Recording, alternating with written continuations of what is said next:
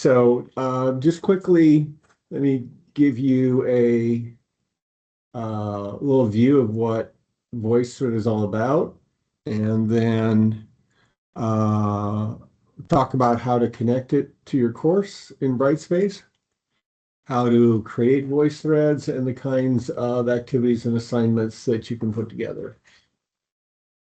So with that, let me share my screen.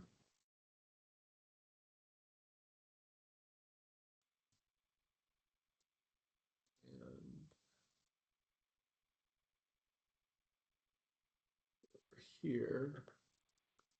I want to play this brief clip from VoiceThread just to give you an idea of what it is. A VoiceThread is a virtual room where you can upload pictures, videos, presentations, or documents, almost any kind of digital media. And then you and anyone you share the space with can talk about that media, recording incredibly rich multisensory comments that weave together voices, faces, annotations, zooming and panning, and even jump comments that allow you to move from one piece of media to another to compare and contrast different elements. Weaving all of these elements together creates comments that are multidimensional, just like real people are. So as far as tools go, VoiceThread is a little like email and Zoom had a baby, allowing people to connect in a way that's less stressful and more efficient than live meetings, but also letting them convey that complex and wonderful human presence that's just simply absent from email and chat. But to understand just how different it is, you really need to just make a comment or two, and then you'll see how voice threading allows you to become a better listener and to be fully present for others, even when you're not. Just a quick overview. I want to talk a little bit about the use cases. Um, and this would be a great time to be able to just have a conversation, but rather than having you try to put ideas into the chat, let me just spell out some of the ways that you might think about using VoiceThread. And then we'll get into the mechanics of how to do it. I mean, obviously, a very obvious way is for you to be able to share lectures with your students offline, outside of class. This was very popular when we were doing emergency remote instruction for COVID. There wasn't, faculty were thinking, well, how am I going to give my lecture presentations to my students? We'll walk through the process of how you can upload your slides and then talk through them and save that and make it available to your students. That's obviously useful for online courses or emergency remote instruction. As I just mentioned, but also if you're thinking of doing kind of a flipped classroom approach, you want to figure out an easy way for you to provide an overview of the material that you want your students to work through ahead of class, so that in class you can take time not just lecturing to your students about the material, but to do the active learning kind of activities that you would expect to do in a flipped classroom approach, because they've already had a chance to view your quick lecture presentation. Student presentations are another way to use this. I've worked with some faculty where they might have students doing like 3 presentations during the course. And rather than just having the students all get up in class for their first presentation and fumble through the presentation, one of my colleagues on the faculty, he has the students do their first presentation as a voice thread. So they've got some time, offline to put the materials together and to rehearse and to record, and then they will play their voice thread in class and then have the kind of Q&A that they would expect, then be able to go on to have, regular kind of student presentations later in the class. I see Julian's joined us. This would be a useful way to have discussions around media. You can put up graphics, video, all sorts of different kinds of media as different slides. and then require your students to comment on the slide. You can put in comments where you're asking your students what you what you want them to talk about on these particular slides. And I'm thinking if I were teaching a foreign language class, I could put together a slide presentation showing different scenes of domestic life, for example, and require my students in Spanish to comment on what they see in the scenes. That way you can have a recording of them speaking about those scenes. So there's lots of ways we can think about using this to expand the way we can have conversations around media. So what I want to do is just walk through the basic steps for getting VoiceThread incorporated into your course in Brightspace, and the different ways you can go about creating VoiceThreads yourself and then creating a VoiceThread assignments. So let me go back and share my screen again. And let me just go into, I've set up this Brightspace course shell for the workshops this morning. So if you go into your Brightspace course and you are in a particular module where you want to add a VoiceThread, VoiceThread is available in any of your content areas under existing activities, VoiceThread down here at the bottom. And if you select that option, uh, the first time you select this option in one of your Brightspace courses, what Brightspace will do is pass your account information or a token of it to VoiceThread so that VoiceThread knows, oh, yes, you are a purchase account coming into VoiceThread. And what VoiceThread will do is create a VoiceThread space for you and realize that you're associated with your class here in Brightspace. I've been in VoiceThread a lot, so when I click on VoiceThread here, it's going to pull up this pop-up window. You can open this up full size if you need more. And there are these different options. There is at the top an assignment builder that we will talk about later. And what I want to focus on right now is there's this option just to connect your Brightspace course to your corresponding VoiceThread space. And that's what this VT homepage option is. I like to set this up for myself and not necessarily show it to my students. So I will have this as a hidden activity. This gives me an easy way to go in from my Brightspace course into my VoiceThread area to work. So I'll select this VoiceThread home option. And you see there's really nothing else you need to do. There's no settings or anything. I'll just call it a VoiceThread home. It's just for me, so I don't need to put any instructions on. And if I publish that, what you will see in your Brightspace course is basically just a link from your course to Brightspace. And again, like I say, I tend to, if there's a real course, I would just hide it. But I'm going to click on the link here now. And just so I can go into my VoiceThread account to give you an idea of what Brightspace looks like. In this case, I am going to open this up in a full-size tab. And so what you can see is just a whole lot of different presentations. Some of these are mine, most of these are mine, but you can see, here's a VoiceThread presentation from VoiceThread that they're pushing out to everyone's account to explain how some of the different functions in Brightspace in VoiceThread work.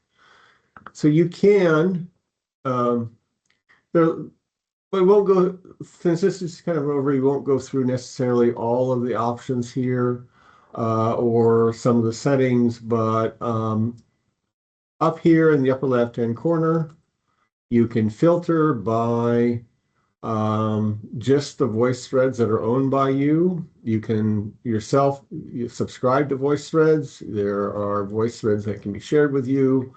You have a way of setting up courses and so forth. So I'm going to filter just to see the voice threads that are owned by me. And so now we see, things I've mainly put together for my Mars course or for my Search for Life in the History, Search for Life in the Universe course, and so forth. Some demo voice threads now and then. And so let me just play you a voice thread. I think I shared the audio when I started sharing here. You'll see that I basically have a number of slides, as you would expect in a kind of a presentation. I'm on the first slide here, and I can. So in 1876, NASA sent 2 flagship missions to Mars, Viking 1, Viking 2. Both missions involved an orbiter and a lander. Yeah. And the Well, that's enough of that because I hate listening to myself. But you can basically put slides together. We'll show in a minute. You've got different ways of providing annotations. This was just an audio annotation. I could have turned on my webcam and had like a talking head comment on the slide. I could put text comments on the slides and so forth. Also have the ability to draw on the slides as you're talking, and we'll talk about that in just a minute. So that's kind of an overview to the VoiceThread interface. There are more details that we won't get into, but that VoiceThread home activity is very useful for you as a faculty member. Now, in terms of creating voice threads,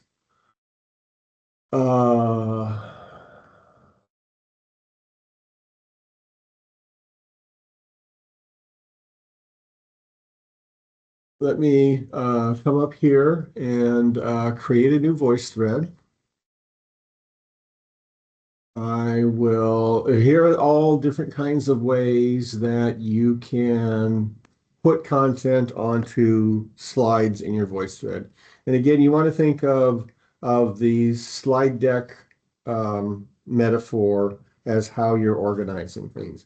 There are, you can just have the media on the slide be you turning on your webcam and talking, or recording an audio slide that might be useful if you want to just add an introduction to your course and you want a quick, easy way to record a video introduction. There are different external sources that are available. You can take a picture on your device if you want to be able to talk about that. Most of the time, we're going to be adding from device, uploading slide decks and so forth. So I'm going to click that option. I tend to use Google Slides a lot for my course materials.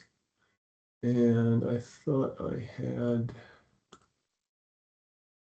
downloaded a PDF of this slide deck about exploring the outer planets from my Search for Life in the Universe class. I'll just select that and upload it. And what it will do, this was maybe 8 slides, so it's going to take just a little bit of time to crank through, and not too bad. No, 6 slides. So each of your slides is up here. They all come up as untitled slides. If you're compulsive like I am, you can come in here and edit the title of the slide. You can make each of the slides in your slide deck link out to someplace, graphic showing solar system exploration.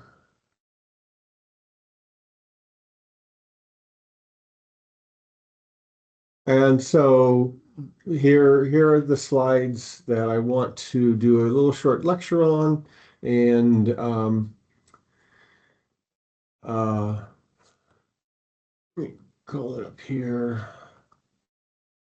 Outer planets exploration.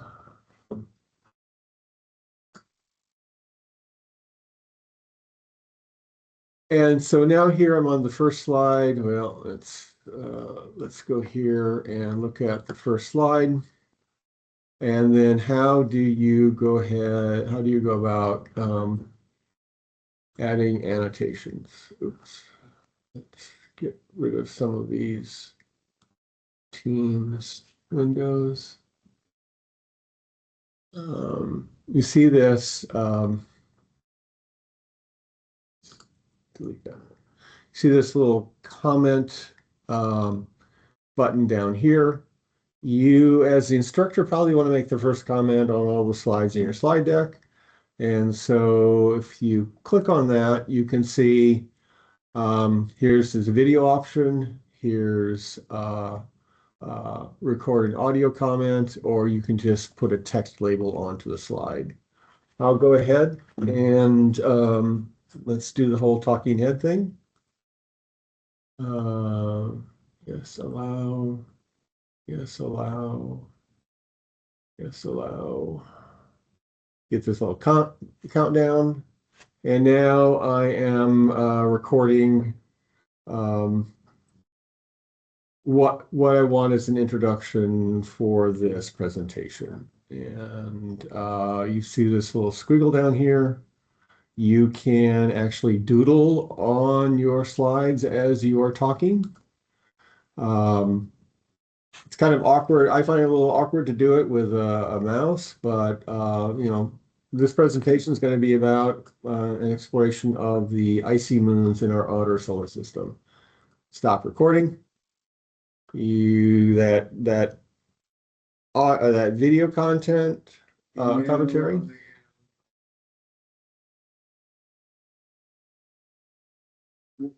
Do it with. So the presentation is going to be about the comment captures your doodling on the slide as well. And if you like what you did, you can save it. If you don't like it, you want to do it over, you can cancel. And then you've got this video comment on the slide.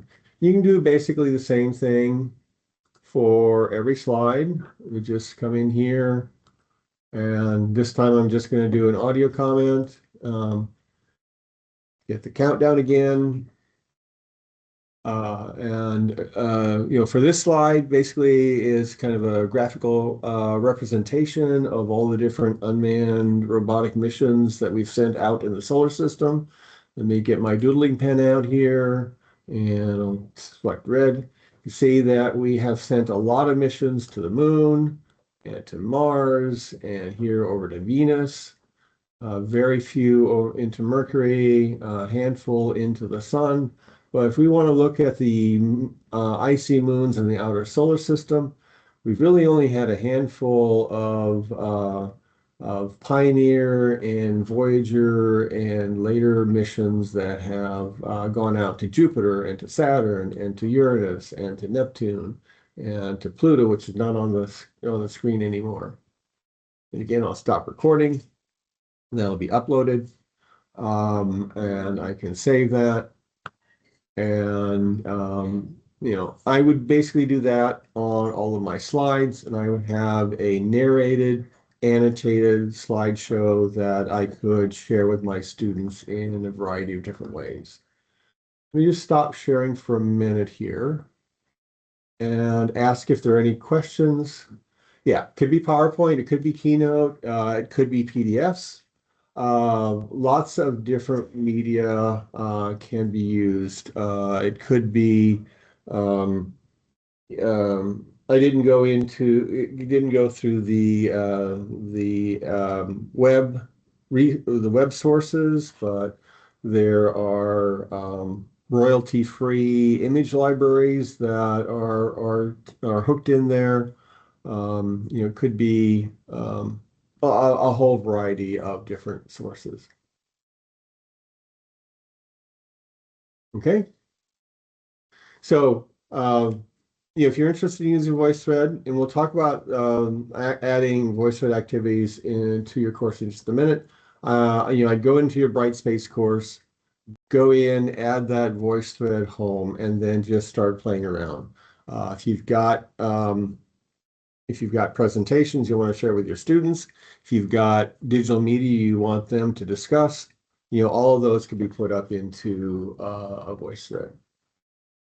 So let me just get set up here to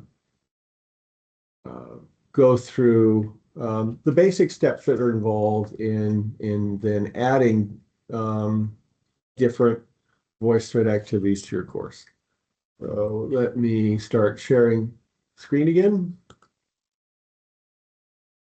And I don't need to include sound this time.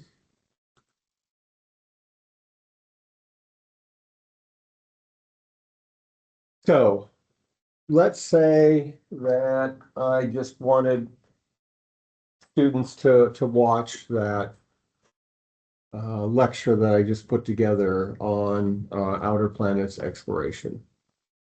So again, I would go to existing activities and come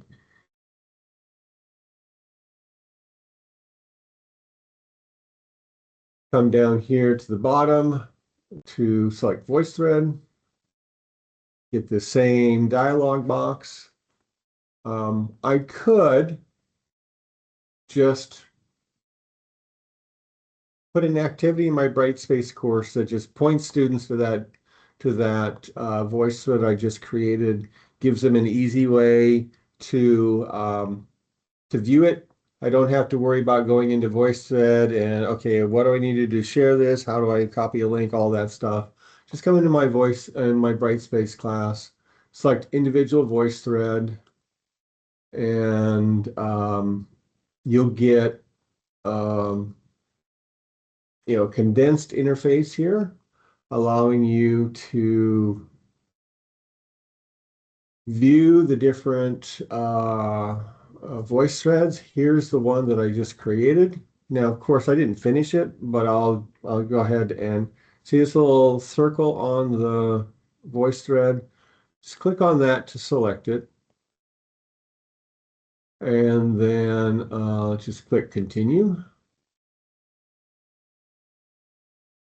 And go ahead and select all of the slides. You could, at this point, you could create a voice thread, and for some reason, maybe you don't want students for this particular activity to view the last 4 slides.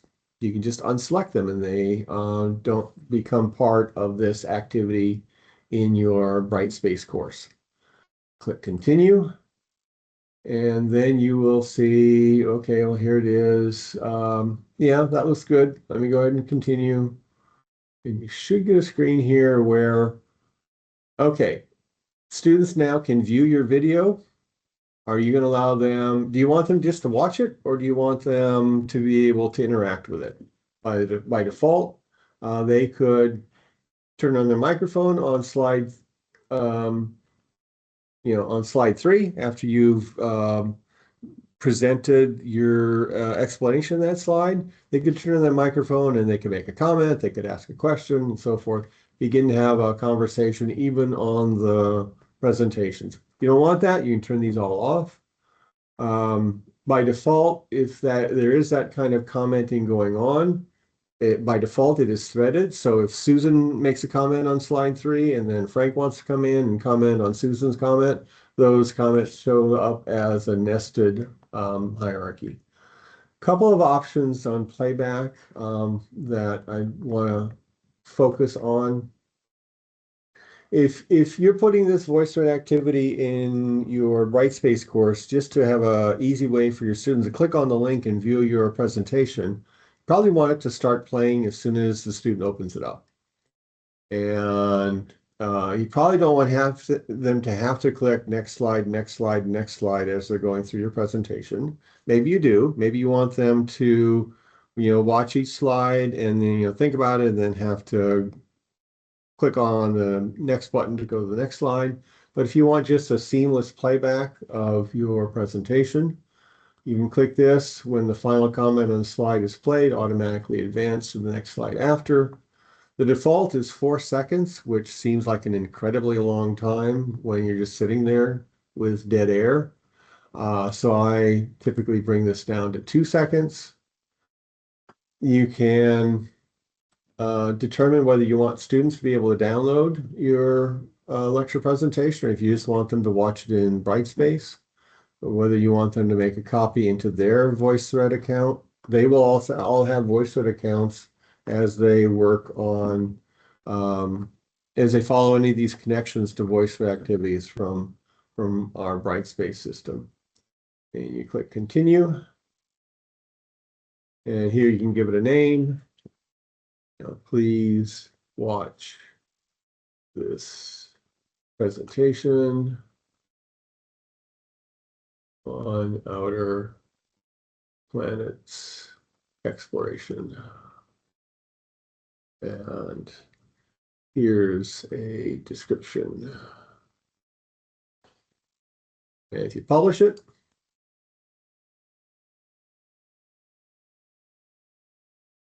it shows up here in your Brightspace course as this activity link.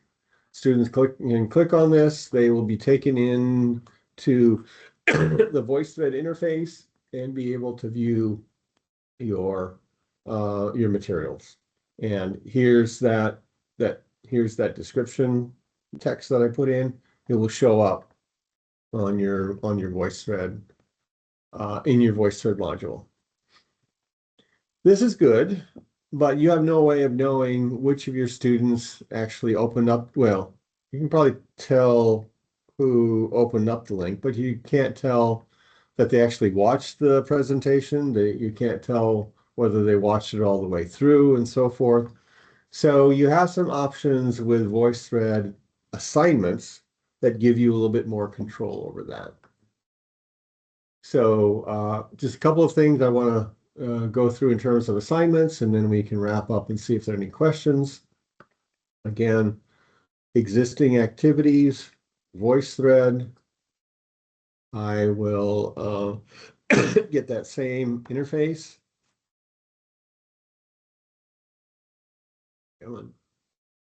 And this time I'm going to go into Assignment Builder.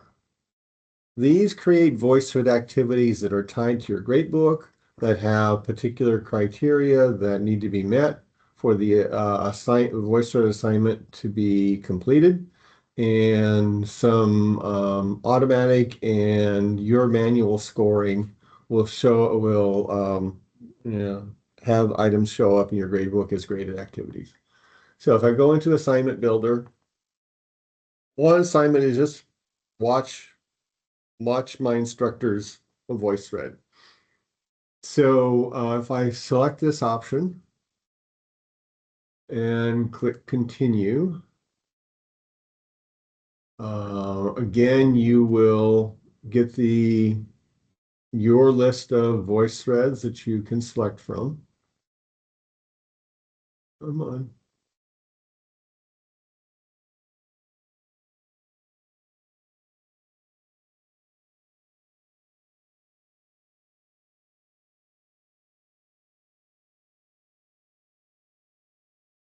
And maybe instead of this half-finished one over here, let me select this one that I did for my actual astrobiology course a year ago summer. I'll select it and click continue. There aren't really a lot of settings on this. Again, you can you don't have to assign the whole presentation. In this case, I'll just go ahead and select all, and I will continue. And it gives me a little preview. I could manipulate this copy of the presentation if I want. I'll just click continue.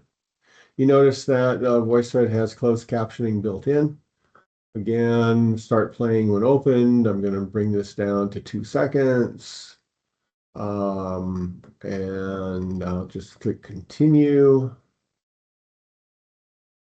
And again, in this case, I'm going to call this required presentation on Mars Viking biology experiments.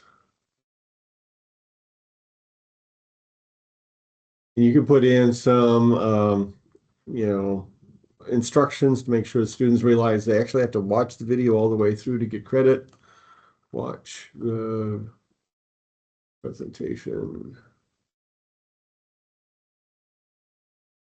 the way through and click on the button at the end to record that you've finished and will get credit.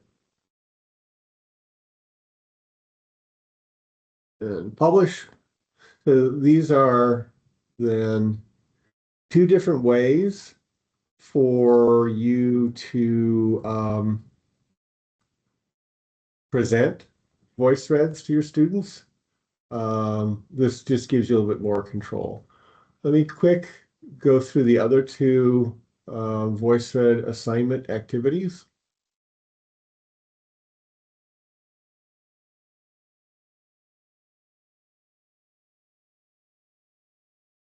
And then also I want to get back to this course view option as well. So I'll go into assignment builder. In addition to assigning a VoiceThread for students to watch, you can assign a VoiceThread that you create for students to watch and have a minimum number of comments that they put onto the VoiceThread. That's very much like this, except you've got some settings here where you can control students have to do X number of comments in order to get credit. I'm going to go to this create. This is the option that you would use if you want students to create a VoiceThread and turn it into you as an assignment for you to grade. So if I click on create and continue, you can specify how many slides. There's got to be at least 1. How many comments the students have to record on their own. You want them to maybe have at least 1 comment on their 1 slide. I tend to not jack these up because I don't know, a student presentation might be 6 slides, it might be 12. Presumably, if it's a presentation that they are submitting to you for credit, they're going to be making a comment on every slide and not just putting in a slide that they don't comment on. So I tend to like to manage those expectations through my requirements for the assignment that I give to my students. I don't necessarily tend to change these here. If you want students to actually do live commenting on their slides as they're putting their presentation together, I'd unselect the text option, and so they either have to use their microphone or the webcam. This can be a problem. You might want to check with your students. Do they have devices available where they have a mic on the phone on the device? VoiceThreads work well with tablets and phone apps as well, so that's an option that students can do. All of these options are off by default. You can probably just leave it that way.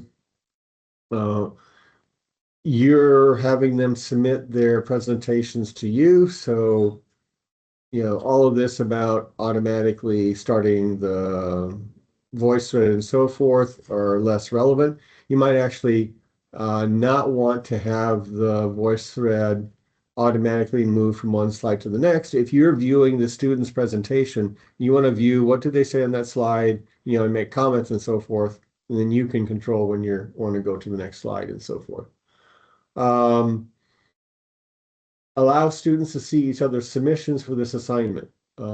This would be one way for students to share what they've done and to be able to see what other students have done. You may or may not want that. That's off by default, but you can turn it on. And then continue. And, submit your presentations here. And here's what we're looking for. Blah, blah, blah, blah, blah. And publish. And then there will be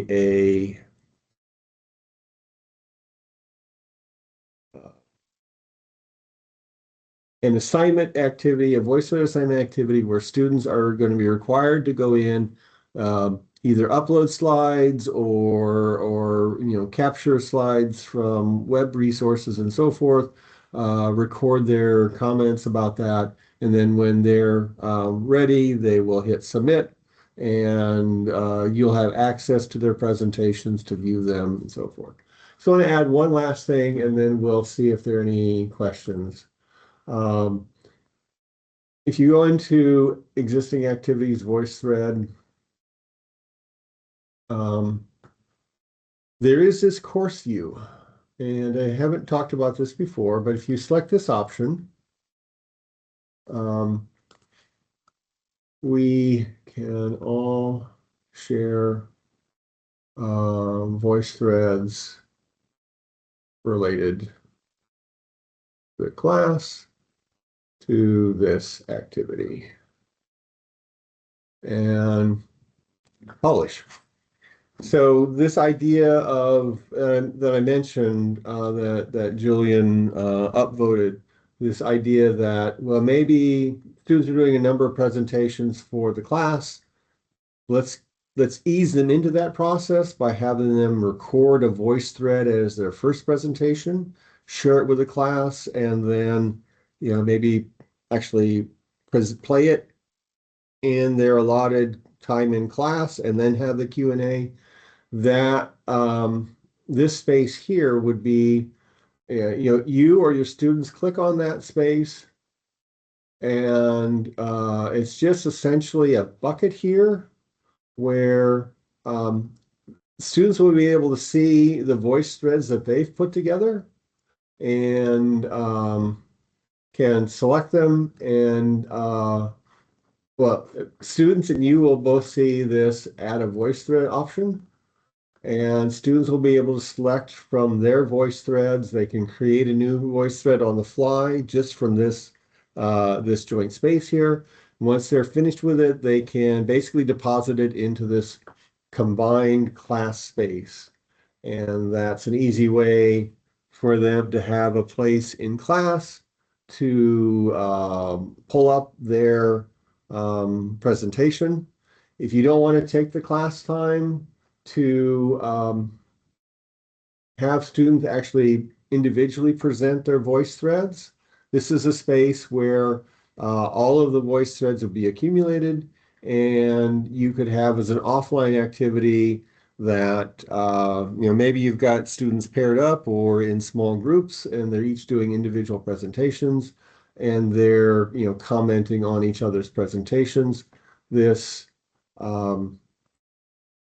class space area is an easy way for your students to share presentations with each other for whichever of those purposes that you want. So that's a quick run through. So Laura, this question about the completion button, is that like on the required to view a VoiceThread graded activity? Yeah. So I forget the actual text on the button, which is why I didn't actually put it into the instructions for that activity. Um, but yeah, students will watch and they'll get to the end of the VoiceThread presentation, and there will be a button that says, submit this for a grade. Doesn't exactly say that, but that's the gist of it. So I think there's a lot of opportunities here. It's a way, if you go back to the beginning presentation, the beginning video by the VoiceThread folks, it's asynchronous, so it gives a lot of flexibility. You don't all have to be online at the same time. You can share your presentations with students ahead of class if you want them to prepare and you want to do a flipped classroom. Great for online, hybrid, high flex kind of instruction. Um, Theoretically, you could do this would be a way you could make your slides available to students after. Um, and it's a good way to have conversations over various kinds of media. So in that respect, it's flexible because it's asynchronous, but it still is pretty rich because you have webcam comments, you can have audio comments, you can scribble, you can doodle on the slides. So a lot of rich conversations as an option there. So that's what I've got. If you are interested in using VoiceThread, I would just play around with it. Set up that VoiceThread home activity so you've got an easy way to get into your VoiceThread account. Start playing around creating some voice threads. Think about how you might want to have students engaged in voice thread processes. If you got any questions, of course, just email the TLTC. So I see, Julian, you're in the middle of typing.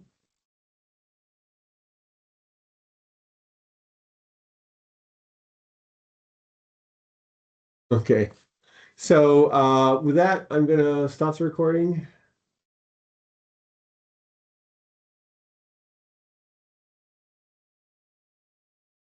Give me this area. Stop recording. And